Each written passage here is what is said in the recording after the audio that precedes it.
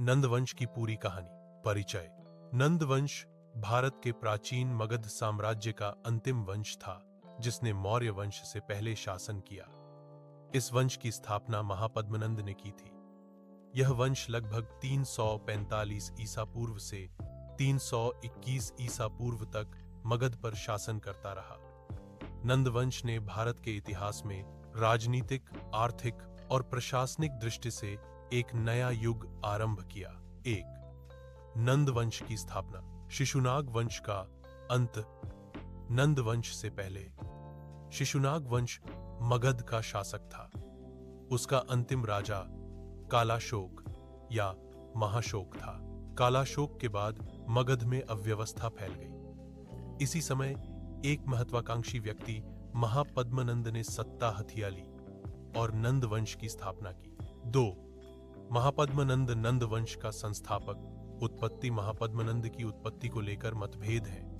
पुराणों के अनुसार वह शूद्र माता और शैशुनाग वंशीय पिता का पुत्र था, इसलिए उसे अवर्ण राजा भी कहा गया।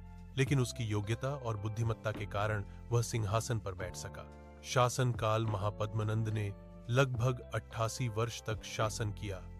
कुछ ग्रंथों के अनुसार वह बहुत शक्तिशाली, कुशल प्रशासक और धनवान राजा था।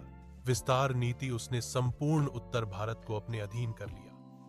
पुराणों में उसे एकछत्र पृथ्वीपति कहा गया है, यानी वह पहला राजा था जिसने संपूर्ण आर्यावर्त को एक शासन में मिला दिया। उसने कौरव, पांडव, शूरसेन, काशी, कौशल, मिथिला, कुरु, अवंती, कांची और अश्मक जैसे राज्यों को जीत लिया।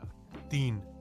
नंदवंश की शक्ति और धन। नंदवंश अपनी असीम संपत्ति और विशाल सेना के लिए प्रसिद्ध था।